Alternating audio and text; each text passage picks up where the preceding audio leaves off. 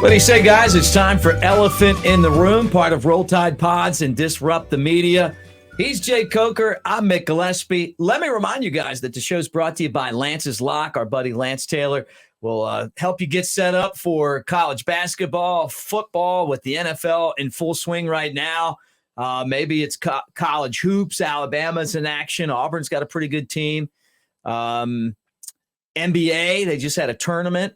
Jake, I know you watched a lot of that, and then and anything else. So check it out, Lance's Lock and lanceslock.com. What's up, dude? How you doing? Man, doing good. Same old.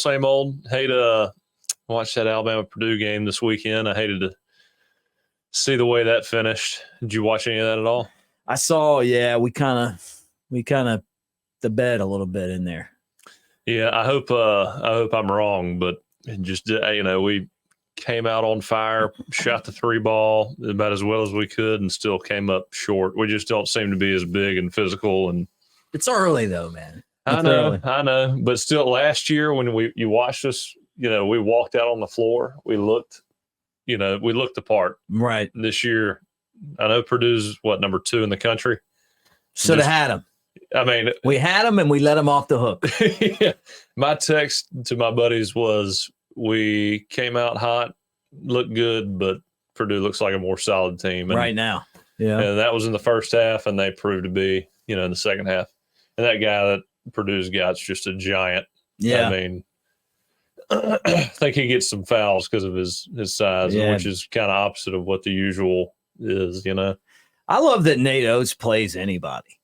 It's like Alabama always hid from, basketball. I mean, I make fun of the women's team because they'll be like 11-1, going into conference play, and then they'll be 11-11. They're playing all these teams that stink.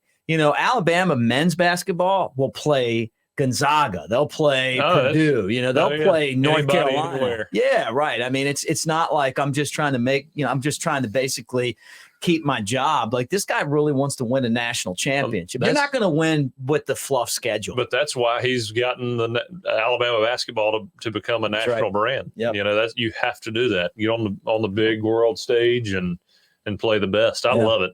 Me too. I mean, I can't stand it's like, the first few games of the year when people play terrible teams in football. It's hard to watch. Yeah. It's not interesting. And when you're playing them, you don't enjoy it. No. I mean, you do, but it's not, no. Try this. Like, I was a season ticket holder when I lived in Tuscaloosa, and you pay like $1,000 for like the right to buy the tickets, and then you buy the tickets and you get the schedule, and it's like 2 good games on there, You're like, man, I'm spending like, I mean, especially when you first get out of college, like that 200 bucks back then. I don't even know what it costs now.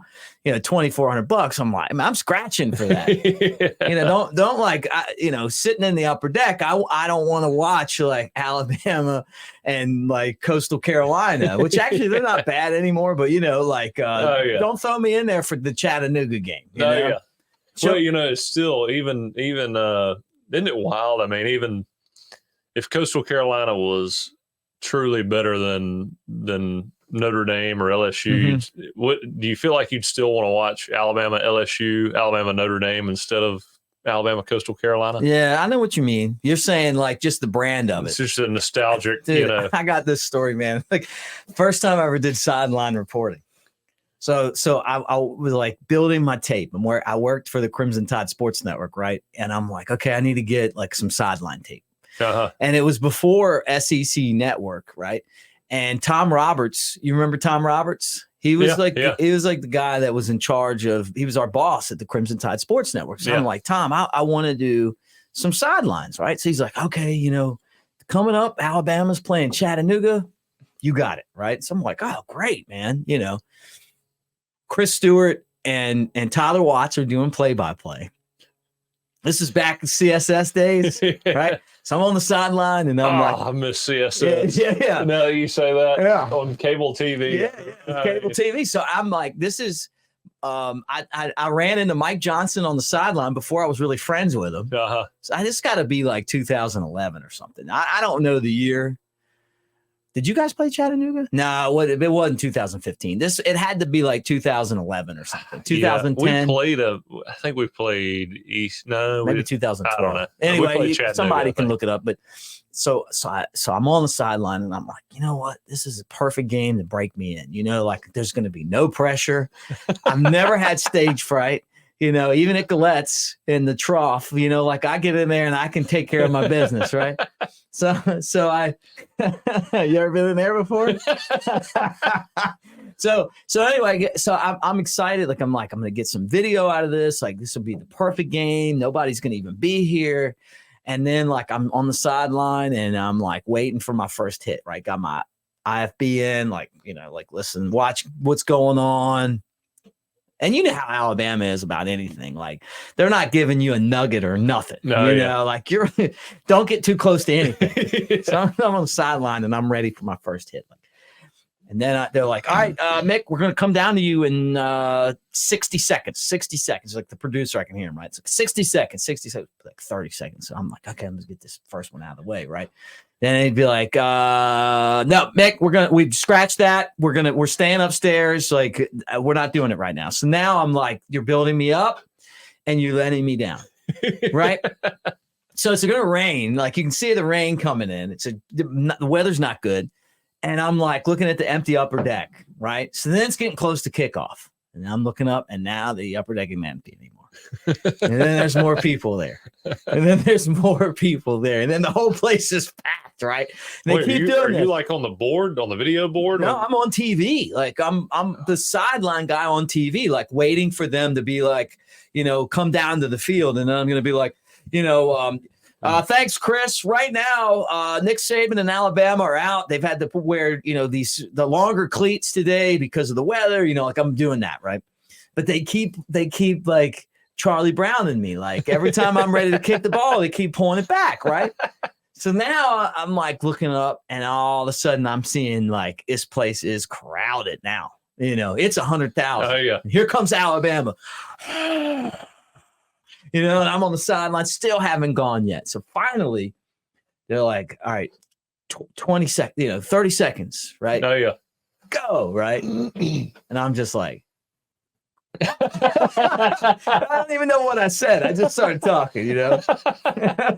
I remember like leaving and I was like, man, I never have ever felt so like just overwhelmed. You know, I couldn't do it. I'm getting put on the spot is my pet peeve. Can't stand it. So I don't know how I can't imagine just on the fly. You know, it's like what's her name? The NFL sideline reporter 2 weeks ago said she just makes up. Yeah. Well, that's how I felt that day. Just make one up, you know. Well, I just was like, I remember that like towards the end of the game, I got pretty comfortable. And it was nice having Chris Stewart up in the booth because I'm friends with Chris. And I'll tell you the other thing that I'll never forget is I couldn't stand. I still can't. Bill Battle, just don't like him. And Nick Saban came out. This was like when Nick Saban was like, "People need to stay for the end of the game." Do you remember this? It's like we need you guys in the stadium, man. We were like Alabama was. That wasn't all that long ago. Yeah, man. Well, when that was going on, right? And Bill Battle was the guy in charge, and Alabama's like crushing these teams, and Nick Saban's like that probably was 2014-ish. Yeah, it might have been. It was in that neighborhood, right? Were they playing Dixieland Delight? I don't know. But that was another bad Bill Battle decision to me. But so anyway, so he, so Saban's like, you need to stay, right? And what we all know is when coach says we need to stay your ass at the game. Yeah. Just stay there. Like, you know what I mean? Like maybe get out with like, I don't know. It's like going to mass. Like don't sneak out the back when father's telling you need to stick around. You know, when it makes that announcement, like, and for you guys that are trying to leave church early, please stay until after the homily's finished and, you know, and communion, like whatever. Right. And so So he says that, and then I'm like, I got the IFB in, and I'm listening, and Bill Battle gets in there, and he's like, I know Coach Saban said not to go anywhere, but it's hot out there today, and and I'm like, oh my God, man, this guy's gonna run him out of town. Because the thing that makes Nick Saban the greatest of all time is he cares about the details. Oh, yeah. And it was clear to me when I heard Bill Battle say that he didn't understand that. Like, he's like some guy that just popped in to do the job and got us to the next guy, from the greatest, right, to the next guy. And he's making that comment, and I'm like, man, don't think that's getting by statement. Like, you're going to pay for that. And I'm sure not too long after that, it was like, hey, I'll just answer to the president. Because it was around the time when all the Texas talk was going on, too, if you remember. Oh, yeah. Coach Saban of Texas. Yeah. That was 2014 then. So that was 2014. So it was 2014. And I think, to this day, I think that was legitimate. I don't think that it was that he wanted to leave. I just think that it was like, you get into these jobs and you're doing them for a long time, and then all of a sudden it's like you guy like him has the damn guy in charge acting like, hey, like, I just said I want you to stay, and then this guy's over here saying y'all can leave. Oh, and we're going to shut down Dixieland Delight. Yeah. That I know Bill. He's always been really nice to me. Again, when you're playing, you don't really know what's going on. You're just showing up, doing what you're supposed to do, and play. But I could not stand the Dixieland Delight being revoked from the stadium. That was my senior year, so we never got to hear it my whole senior year, and that meant a lot to us as players. It was one of the best feelings ever was in the fourth quarter. You're wearing somebody out, and Dixieland Delight comes on. That's right. Everybody loves to spend their dollar. I mean. Every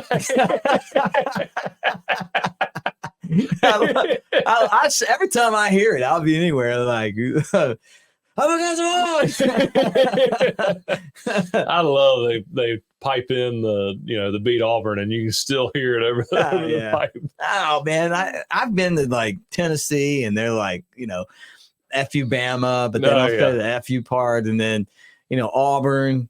They talk their stuff. It's like part of the fun, man. Oh, yeah. It's like if I had, when I take my daughter to her first game and they sing it, I'll just be like, it's just part of the the tradition, the history. That's what makes it so cool. Yeah.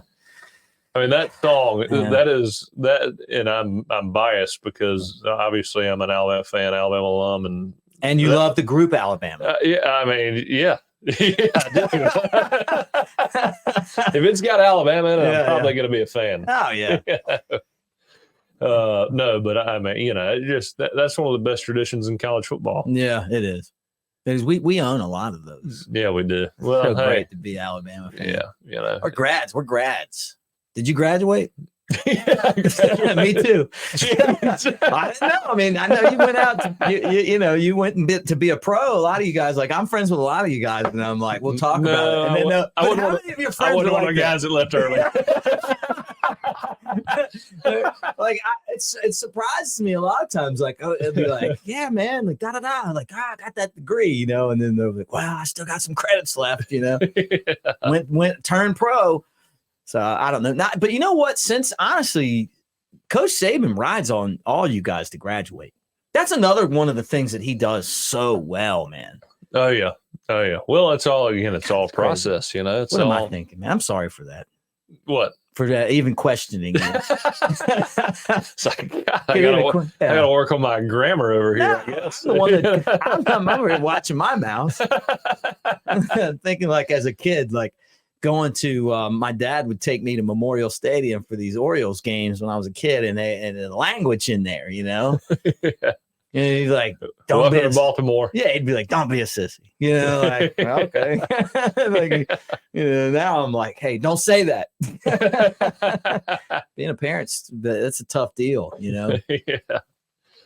Well, at some point you're going to get exposed to it. I know. And that's how I feel about everything, man. I would rather be a parent and kind of ease through that than you get thrown out in the real world. Yeah, be sheltered. And all of a sudden you're getting beat down, and you don't know how to respond to it. That's true, man. That's true. But Something else that's true, Jake, is that our show is brought to you by MyBookie. And MyBookie.ag right now, use the promo code next round, like my football helmet. They actually had the real football helmet at the Florabama this weekend. Oh, did they? Like this. Yeah, I had to wear that. Did you grab me one of those? One of these shirts? Yeah. No, I got this at the studio, but they had the football helmet itself. Yeah. But I'll get you one. I need one. I need some more next round stuff. Yeah. I wear best gear, dude. They do. The shirts. I love the shirts. Me too. I like the hat. I don't know what brand those shirts are, but they fit really well too. I probably wear their gear too much. I mark out on it, but I mean, I love their stuff. And I also love MyBookie too. And MyBookie.ag. Next round, use the code next round and you get up to 50% price match up to $1,000 as you make your first initial wagers. And look, there's a lot of stuff going on. One thing that I did not wager on was the Army-Navy game, which I watched at the Florabama. Saw the entire crew. We got good feedback. I don't know if they meant it or not, but I told Dunaway we want him in the studio here. Yeah, we gotta have him here. Dunaway, you gotta come, his man. Name. Yeah. We'll call that the Dunaway couch. That's right. That's right. It was great to see. Yeah, Ryan keeps ducking us. Yeah, it's Ryan. The Dunaway couch here. Saw Ryan. I saw LT. Hung out with all those guys. It was cool. No, man. I mean Ryan Anderson. Oh, Ryan Anderson. I thought you meant Ryan. Well, yeah, Ryan. I saw him wait today. on that story. The playoff. So there's a story. I guess I'll preface this. Remember, Mick and Ryan and myself are on a group text, and I had never seen this before, but. You talking about that picture? I was flipping through Instagram. Did you not click on it? The Christmas picture? you send this one picture a lot. The first time I sent that, Jalen was just running through people, and that's what I said. Every time you send it, it makes me laugh. Me too. It's a meme. I laugh every time I send it. It's a meme. And everybody listening to this has seen it if you have texted before during COVID. Very big, strong guy. Sorry to interrupt you.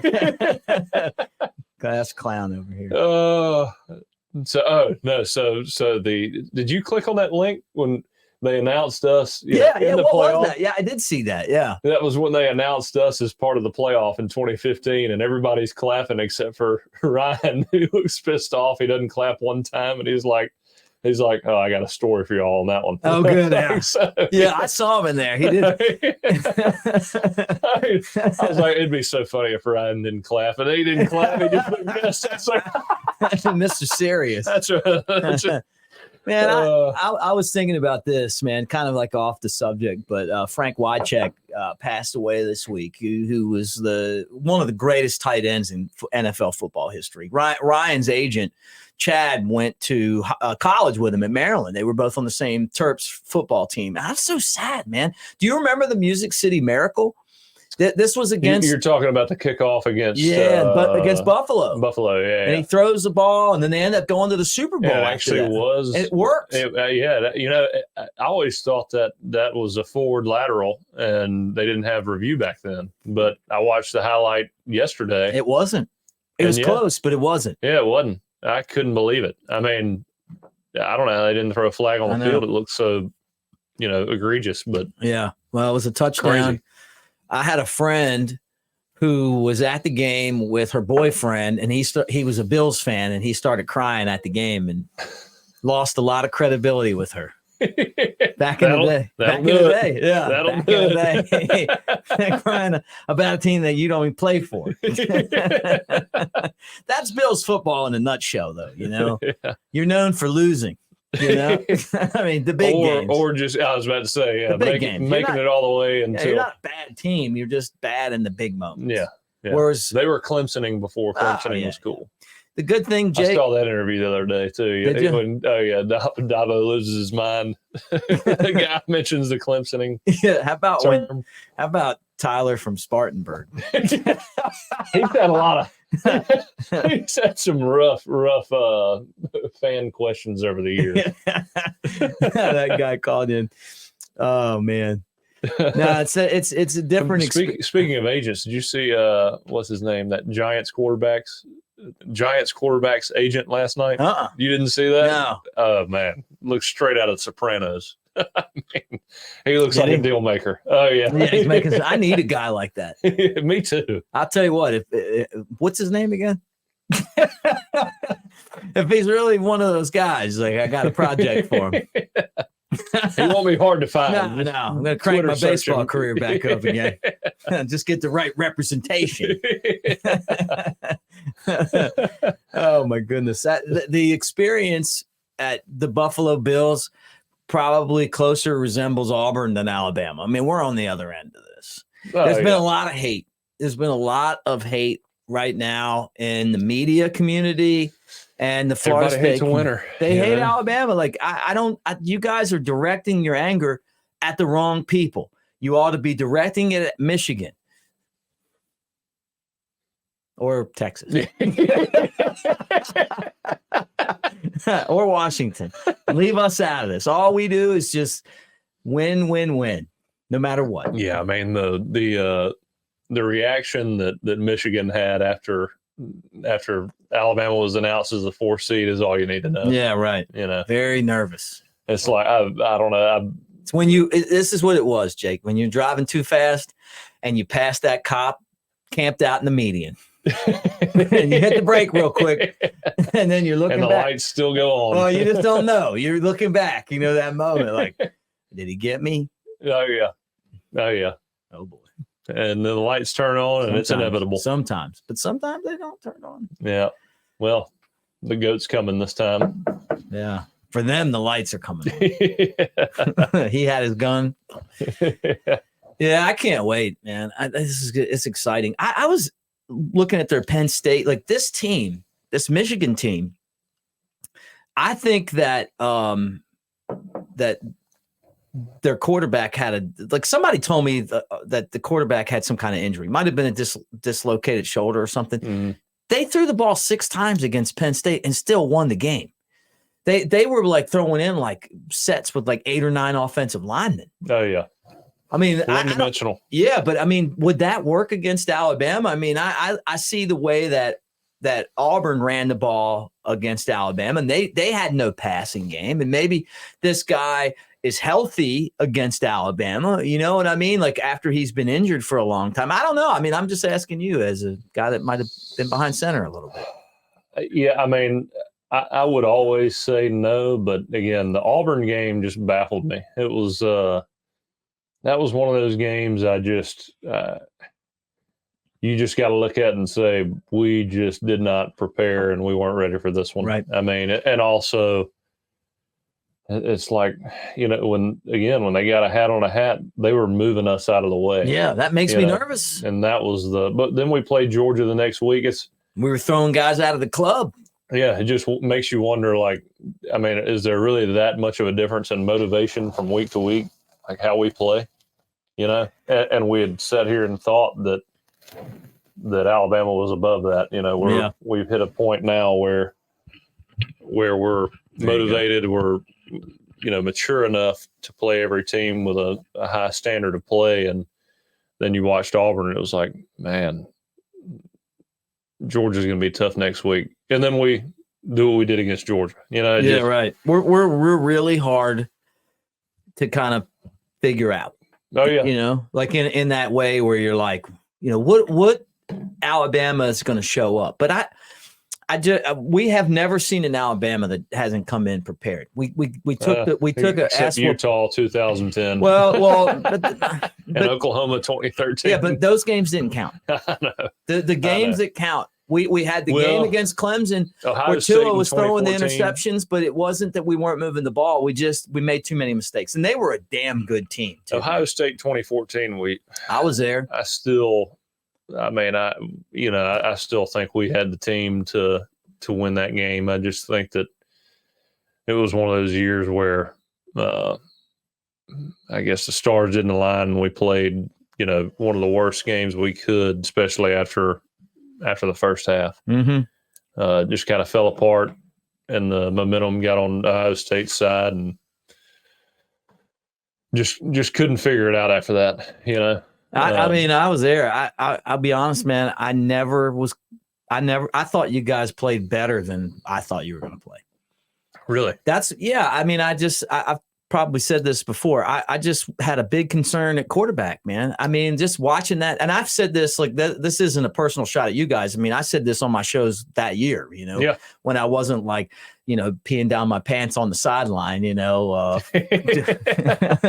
the lights came on. No, I mean, and it's not a shot. This isn't a personal shot at Blake or anything like that. I just thought like that to be able to win at that level, you got to really be able to stretch the field.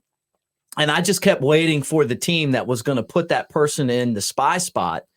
And I was honestly shocked that it didn't happen, until that game. And I thought they did a really good job of making him throw, and they were picking him off in the middle of the field, which was the thing that I always saw with those guys. This team this year is different because I don't think they've seen a Milroe yet.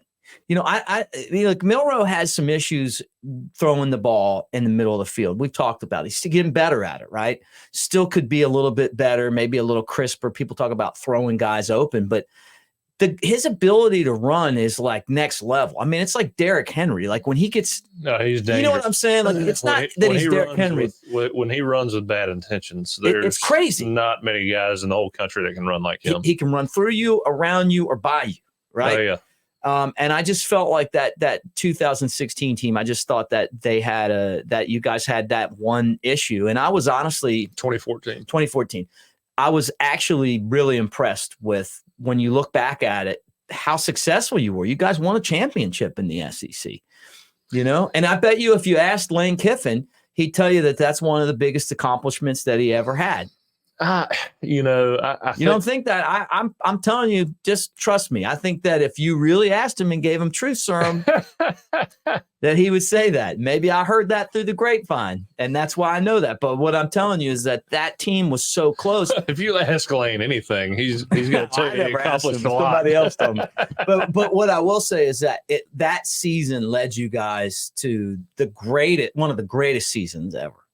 Well, I think everybody kind of refocused after that year. I think we had a lot of distractions that year. A lot of I don't know. The focus in 2014 wasn't there like it was in 2015. And to be honest, I mean, I thought Blake was a hell of a quarterback. Great guy, great quarterback. Had he had more years to play, I'd have loved to have seen what he would look like with a couple years to start. Do you think that if he would have, because he wasn't a quarterback, he was other positions and then went to that, if he would have started out and been at quarterback the whole time, that he would have developed the ability to hit? So for sure. And that could be, because I don't know all that stuff. I just know, as like a guy that watches a ton of football, I always kind of feared that game.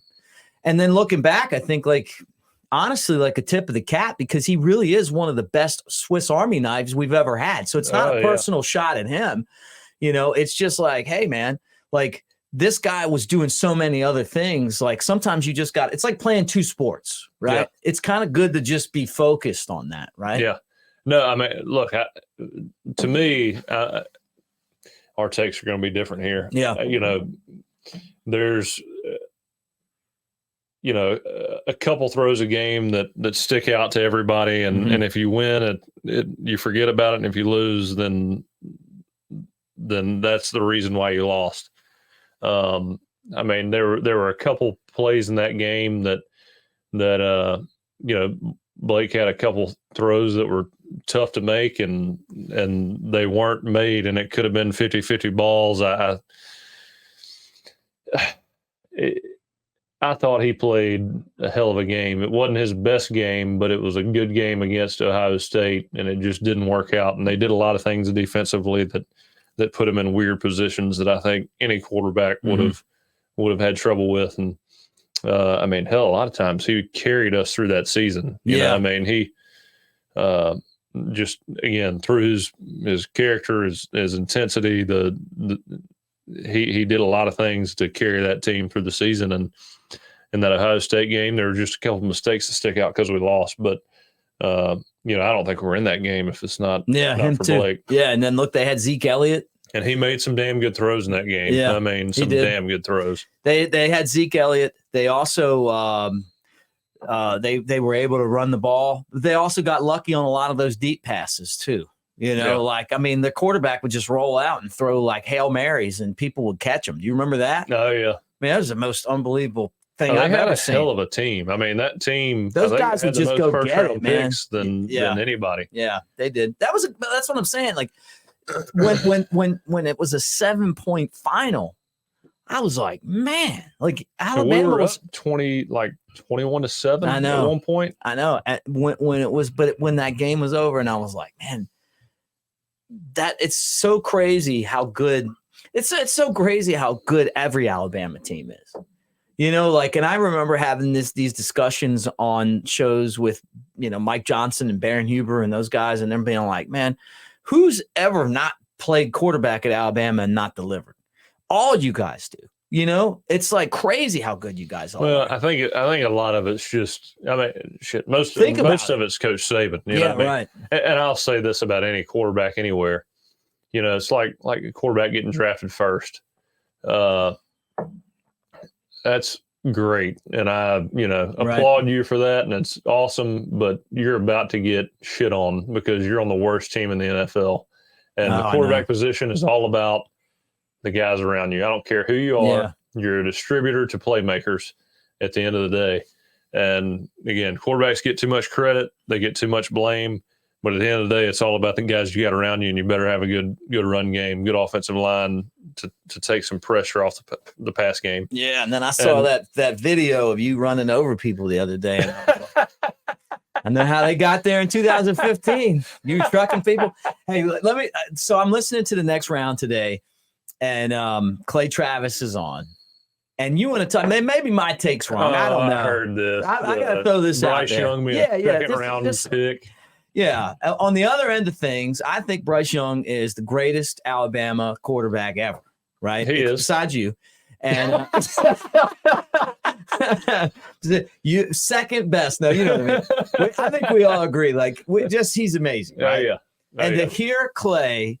I get it. He's replaced Rush Limbaugh with Buck Sexton, and he's, going to Australia for 3 weeks, and he's a millionaire over and over again. Here's my thing on Clay. To tell me that Bryce Young, you would rather have the guy in Tennessee, Will Levis. Back to your Swiss Army knife point. Yeah. Some people aren't meant to be Swiss Army knives.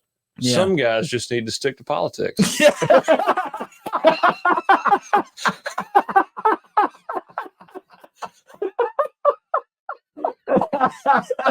There you go, Clay. I'm just kidding. I love you, Clay. Yeah, me too. I don't need you coming at me.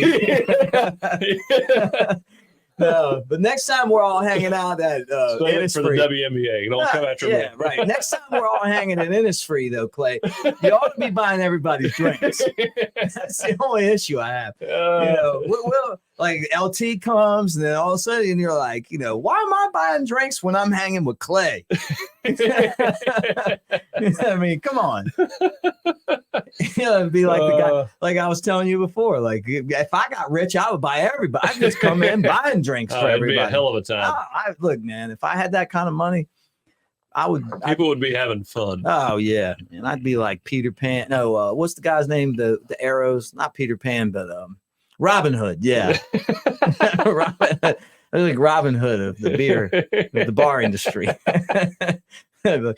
You knew I was there. I got a feeling Charles Barkley's that kind of guy. Like, you go in and he's buying everybody's drinks for him. Oh, you'd think so. You'd think so. People love the guy. I know a lot of people. I know a lot of people that have met him, and he just hangs out and has a good time, which is the way it should be. That's how Snake Stabler was. Yeah, I know, because he bought me some drinks. Oh yeah, I mean that's how you should be, unless you're unless you think you're better. It just makes no sense to me. People that it's like I've shaking some guys' hands that they played years in the NFL, and they're like, let's move on. I'm like, good God, what's wrong with these people? Yeah, right.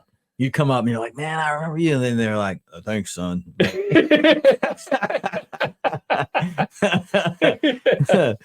Look at Which you. are very few and far between. Very few and far between. Right. Guys like that. I mean, and most of the time when it is a bad experience, most of these guys are just kind of shy and don't, aren't I don't know, accustomed to just, and hanging out. Probably be afraid of doing a presentation in front of people. Yeah. Yeah. But once you get to that level of cash, though, the Clay Travis level, you got to pick up the round. There's no doubt. I hope I get to that point. Yeah, how many more podcasts until we can get there? Makes me. I did a show with him in Industry one time, and I don't think he got my beer. Who's that? Clay. You and Clay? I'm thinking about that. Really? No, it was one of the shows. Yeah. No, I was there too. That was probably when he wasn't buying my drinks. Yeah, I heard him say that today, and I was like, man, from a guy that's got all that money and not picking up a round. From a guy that's got his face photoshopped on a jacked body on his bus. Clay, Clay has some dumb takes. And I do love him, man. I do. But I did not love that. Well, I use love lightly. But what I'm saying is, like, I'm listening to the Will Levis take. Like, listen, Clay, the bottom line is this. In the NFL, when you get drafted first, your team stinks. You got to go out there and, like, you don't have an offensive line. Like, you don't have playmakers around you. They traded all their playmakers. Like, they're building from scratch. You're running for your dear life. And he's like, well, you tell me about a quarterback that's made it, that had a bad first year. And I'm like, well, Troy Aikman and Peyton Manning. I mean, a lot of guys do. You got to build the infrastructure. Football's won on the line of scrimmage. Oh, yeah. I mean, if I'm in the NFL, I'm building my team around my offensive line, my front seven on defense, and then your core. Oh yeah. I mean, to me, that's the most important part of the team. And again, the quarterback, I think, is very important in terms of being a leader and a quick decision maker, getting the ball out to the right people. Doesn't need to be a hero. But again, a guy that just distributes and understands where the ball needs to go and what play needs to be called. And that's it. Yeah. I mean, I think it's crazy to me how it's gotten so analytical as far as the quarterback position goes. And hell, half the time they screw up and take the wrong guy still. Yeah, right. What's hard, man, like so much of it's like it is a really tough thing doing scouting. Oh, yeah. Well, you just never know. You just don't know, like, who's going to match with what you're doing, and then the other thing, too, is you could get the best player in the draft. If Peyton Manning went to the wrong team and he's getting beat up, like, you're not the same guy in 2 years that you were when you got there. Yeah. And I still think Mac Jones, to me, was one of my favorite quarterbacks, especially, like, if I was a GM, I'd be all over it. Right. And I still think he's a phenomenal quarterback. I just don't know what's going on there. It's very strange. It just seems like it's very hard to play the quarterback position when you don't have the confidence of the people around you. And I feel like that's where he is now. He feels like he's got to prove it to the people internally, Yeah. I mean, to go out there every Sunday and try to prove to everybody that you belong but not just the fans and the media and everybody else, but your own guys teammates that you're supposed to rely on. Yeah. Which is something you had to do.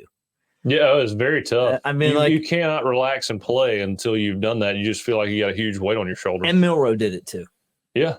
And that's why you compare your seasons. I love him. When I saw him crying after the SEC championship, it was like, I mean, people don't realize the amount of I guess, pressure that guys put on themselves, and not just to, make your family proud. I mean, that's the good, again, my parents did so much for me in terms of putting me in a good school growing up, letting me play sports and taking me, just getting me involved in all kinds of things, raising me what I think is the right way. And then to go off to college and accomplish something that they'd be proud of. Yeah. I mean, there's a lot of pressure that a lot of kids, especially quarterbacks, put on themselves. You want to make everybody proud. And then you've also got the fan base that, especially when you're from Alabama, I mean, it meant a lot to me to make my friends, the state of Alabama proud. When you finally get over that hump and win, it's like, I mean, the biggest weight lifted off your shoulders. I mean, when we won that national championship, I was like, oh, yeah, me too. I got to go to sleep. I had to do a post game show. Baron Huber fell asleep, so I had to do it by myself. I don't know that it was a real sleep. It was a nap. I don't know that it was a nap. I think that there was some other reasons why. I had too many beers or a pass out. I was talking about that the other day. Like somebody was like, "Oh, I got a picture of it," and it's like him this, like this. I'm still open in the bar. Yeah. Sorry, Baron. And I hear what you're saying though. Like the crazy thing is to see like when you put all these guys, all you guys in a bubble and look at everybody, you know. And I'm not. I should say this. Like I want to make it clear that I thought Blake Sims was a great player, like a great football player, one of the best. Like I said, Swiss Army knives, a guy that can do so many things. So don't take it as me like. By no means am I saying that I don't respect what he does or anything like that. He's one of the best like athletes that's really ever come through. I mean, how many guys can do running back, can do wide receiver, and can do quarterback, you know, and do it and be successful in all of them, right? Yeah. But just to kind of, so I just throw that out there. No, yeah, you know what I mean. I love Blake. Yeah, Blake is, I don't know, he's a good friend of mine. I just, it's just one. You'll never hear me talk bad about any Alabama quarterback. I mean, I think we made jokes about Tyler Buckner a little bit earlier in the year. Well, he's transferring for lacrosse, which is, by the way, a sport I played. I scored a goal against Southern Miss, by the way. But I've got a soft spot. Team. I got a soft spot for especially quarterbacks at Alabama. And like Jalen Milroe this year, I mean, I did. You had his back early, man. But I did. You'd probably hear hints from me if I didn't think a guy would be, be the starter throughout the year and had that capability. Yeah. You might hear hints, but I mean, Jalen, the whole time I've thought, when I saw the Texas game, I was more, it gave me more comfort than it did give me more nervousness about his capabilities, just because some of the plays that he made were more impressive when he didn't know what was going on yet. Yeah. And then you see now, and what do we want? We want the rematch. Oh yeah. We want it bad. We want the rematch. And I told my Texas friends that, like, I don't think they understand. McConaughey, I keep telling them, I'm like, look, man, McConaughey, we want you guys. Yeah. I want to see you on the sideline because there won't be a dazed and confused look anymore. I was about to say. He said he want a rematch, and you said, all right. He is one of the coolest dudes, though. Oh, yeah. Who's like on the sideline? Like, that is a pretty cool dude to have hanging out on your sideline. Oh, right? Yeah. Who's of the Alabama people? I saw Kid Rock on our sideline. Have you seen a picture of his plane? He's coming to Mobile too, by the way, in June or July. Oh yeah, I saw that. Yeah. Hang on, I gotta show you this. I gotta show the viewers the picture of his plane. So he's got his own plane. Oh, yeah. Nice. So he comes into Jason Aldean's wife went to Alabama. Friends with some of my friends. There you go. Let's see this. I'll put it here. up. I'll show that. Look at that. That is very interesting. That is, if I saw a bunch of private jets flying into an airport and I saw that middle finger, I'd say that's probably Kid Rock. Yeah. I love the fact that he can say or do what he wants to do. He's kind of at that he's FU level. Right now. Yeah, for sure. Well, he's an animal. Yeah, he is. And so who was on the sideline in the games that you like any Eric Church. Oh, nice. Which kind of sucked because he came to the Ole Miss game my senior year. As I thought an Alabama fan, we lose, and he goes to the Ole Miss locker room. Well, I don't even like him anymore. But then he came to the national championship, and apparently he was in the locker room, and I was smoking a cigar, and I never saw him. Well, because he's a front runner, and we know that now. Love that song, Talladega. Well, Eric, if you ever want to invite me to a concert, I'll be there. Yeah, that's the only way to make up. I love Eric Church. Yeah. Nah, he's great. No, I heard he comes to the Florabama. This is what they were talking about on the mystery fifth hour. Yeah. When I was there Friday, and Jen Parnell was like, "Hey, Eric Church comes. He just takes off his sunglasses. Nobody knows who he is." That's what she said. He could just cruise around. So he just sings covers the whole time. Yeah, yeah. I don't even know. He just hangs out and drinks a beer. Like that play. We were down there. The next round did their show down there. We were down there. I went hung out with them. That bar is amazing, man. Like the fact that It's my favorite bar of all time. Me too. And it's been since I was 18. And I know it's not like that anymore. Yeah, you can't get in there with a fake ID, but I did. I can't remember the first time I went there. I know like the K's rounded everybody up and we went on the way. And I'm like, but I don't know. Like, just trust. It was great. Like, and it's even better now. It's the best bar ever. I don't think you'd be hard pressed for me to find a bar that I like more than the Florabama. The spot itself. Still haven't done the mullet toss. Oh, I have not done the mullet toss. Man. I played golf with Paul Register the last 2 mullet toss golf tournaments, and I've had to get out of there and go somewhere else. But I told him this year, shame on you. I will be slinging some mullet this year. Why don't last year I did the call of the mullet toss. You and I should do our show from the mullet toss. Well, we should. It's so fun. I've got 2 friends that I know that have the record for longest mullet toss at the Florabama. Really? And I look at these guys and I'm like, all right, these are participation trophies. There's no way these are the real record. These guys aren't slinging mullets that far. I'm coaching you up. I'm coaching you up for this. I'm coaching you up. Like I'm going to be like Mick and you're Rocky. I'm going to get you ready for the mullet toss. Yeah. There's a technique to this. I threw the fish. I think there probably is a technique. No, I came in like third throwing one a golf club. I came in third one. I've thrown some fish in my day, but I've never tried to sling one as far as I could. I threw it 118 feet. If I did that, you'll be able to really launch it. But it's not like you just pick the fish up. You got to fold it, and you got to have the head and the tail. Yards. See, I think you got to grab the tail and let it kind of momentum. Let momentum generate itself. Okay, you're not going to win. Okay. Are these frozen mullet? No, I'm telling you, you got to fold them, and when you throw them, you kind of just like this. Like I've watched. Not only did that was like 3 years ago that I came in third. Now I don't know if I'm ever gonna. Last year I threw, and there was like a 20-knot wind blowing straight at us on the Sunday. Oh, not gonna cut through that wind, dude.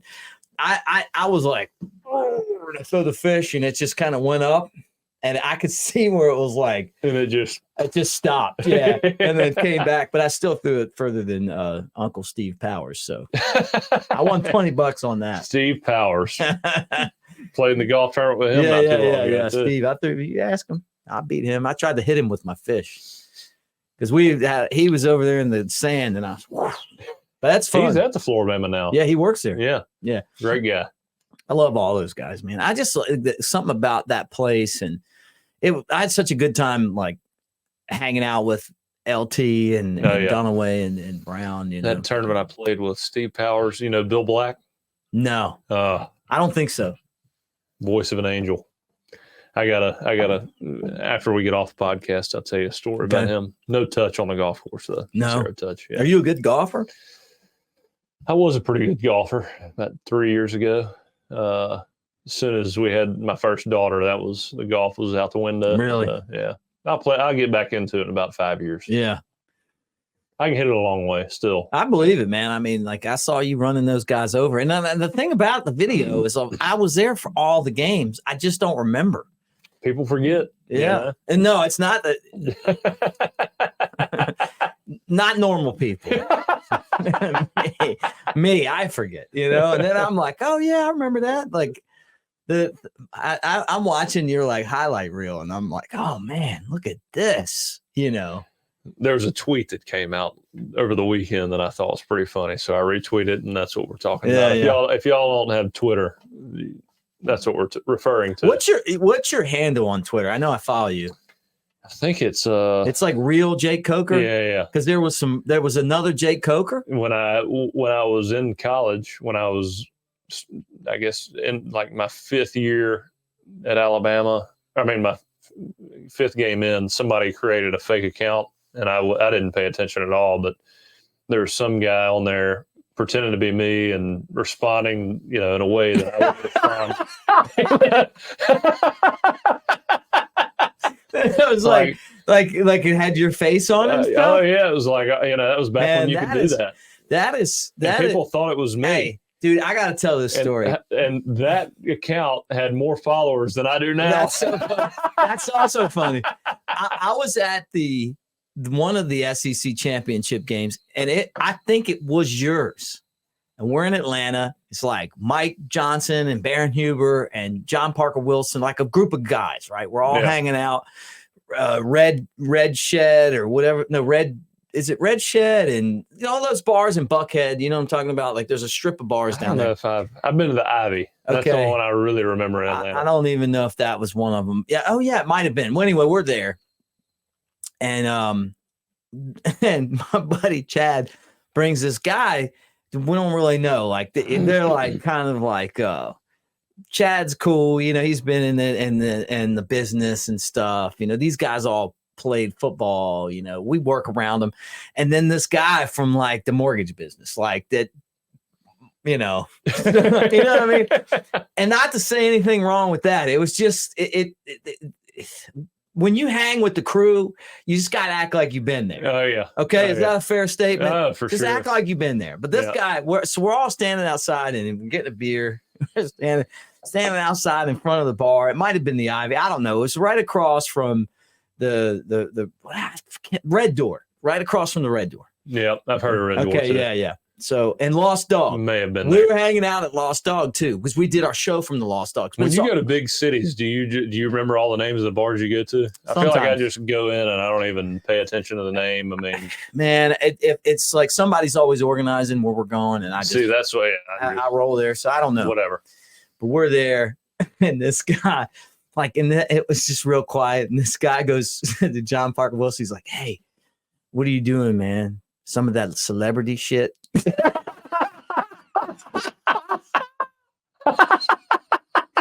I was like, man, I'll never forget that. That sounds like a Cat Williams line. I gotta tell you, as awkward as that guy was, it made me laugh so hard.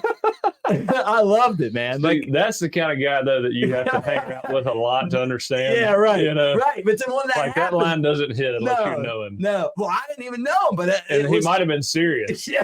I mean,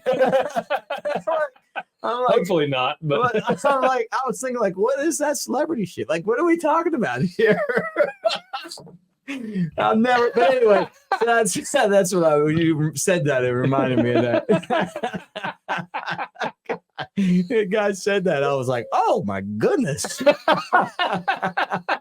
is great. And honestly, what really was impressive was JP handled it, man. Like he was just like so cool and nice. I think you get used to I did a lot of signings like over the last 5 years, and you would be amazed at the shit that used to be, brought up, and you just got to respond to. And there's not many I feel like that I haven't heard, and so I'm sure it's the same with JP. It's like. He did it. I'm man. sure he's had a lot more than I have. Shit, he started 3 years? Yeah, he did. And his brother, man, I broadcasted his brother's games when I was doing play-by-play at Alabama. Good ball player, man. Really good ball player. Baseball, Great athletic family. He had dad's a really nice guy too. Like they're cool. Nephew that just got drafted too to play at Alabama. Yeah, really. Doesn't surprise me. Just they've definitely like. Did John Parker play baseball? I think he did in high school, maybe, but he did. He did because he was on the show. We didn't we watch him, or was it Ross that we watched that was on the MTV show, or were they both on? No, Ross was on that show. Okay, so Ross was on the show. So all right, so you're right. Now I remember. I went to the 2009 championship. And Goose was in our group. You remember Goose? He was in the same tailgate. I was like, man, it's Goose from that show. I had a buddy in high school that told me that guy used to introduce himself as Goose from Two-A-Days. And he really wasn't Goose. No. He said he met the guy Goose. I don't know what his real name is. He was like, "I'm Goose from Two-A-Days." Oh yeah. Well, hell, man. I mean, I met Goose. Wonder what Goose. What do you do now, I'd love to know man? what Goose is up to. I would now. love to know that too. What a great show though back then. How would you like that? I think that Ross It's just a big tool fest. I broadcasted but three. who wasn't in high school? Oh, I know, man. I broadcast 3,000 baseball games. I've never seen anybody have a worse strike zone than Ross. It was awful, man. Like he would. I think that the umpires, as far as like him swinging, no. them calling strikes that weren't strikes. Like I mean, it got to the point where I was like, man, this guy is getting hosed. Yeah. You know, like it was in college anyway. You know, I saw him come up as a pro player, but I'm talking make the big leagues. No. But he was good. He was good. I think he had like maybe a shoulder issue or something. But man, the guy in college was like the worst strike zones. Like he would be up there and they would call these bad strikes, and I was like, they don't like that Two-A-Days show. you know who lost big time in Two-A-Days? Was Coach Pruitt. Asparagus. What is that? When he got the Tennessee job, everybody brought that back up again.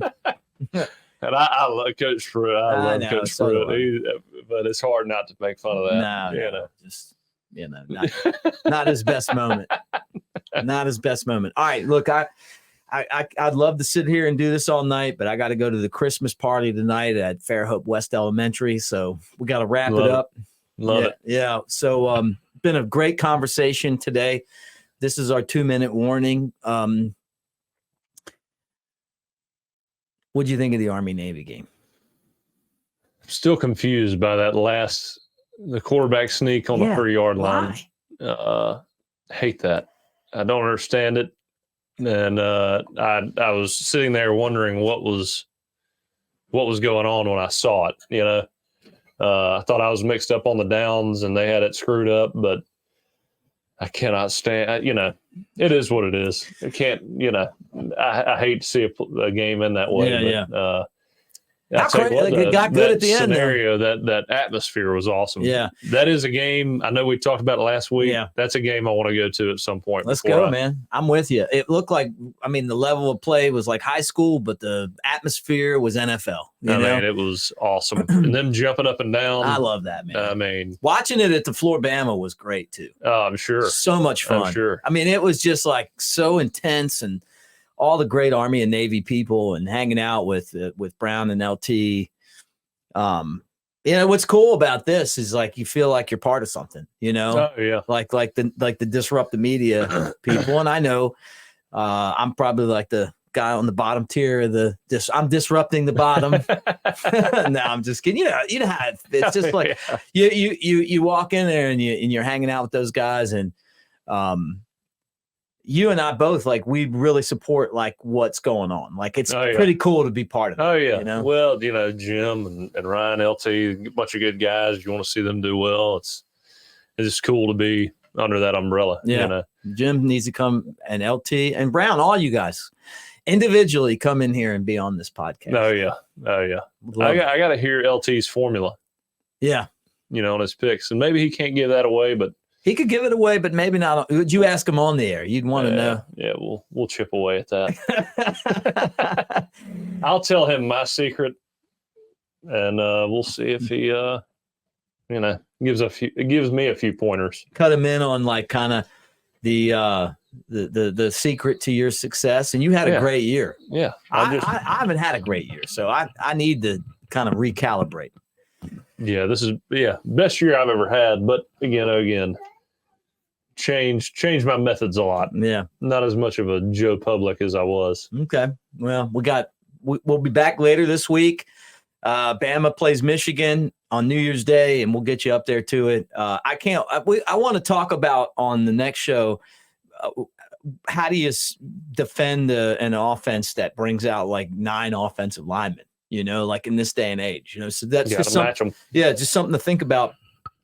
for next time. All right, guys, make sure that you comment. We both love reading the comments, and honestly, it really is flattering, man. Like to see the support that you guys have given our show, and we'll do it again on Thursday. So for Jake Coker, I'm Mick Gillispie, and Roll Tide, everybody.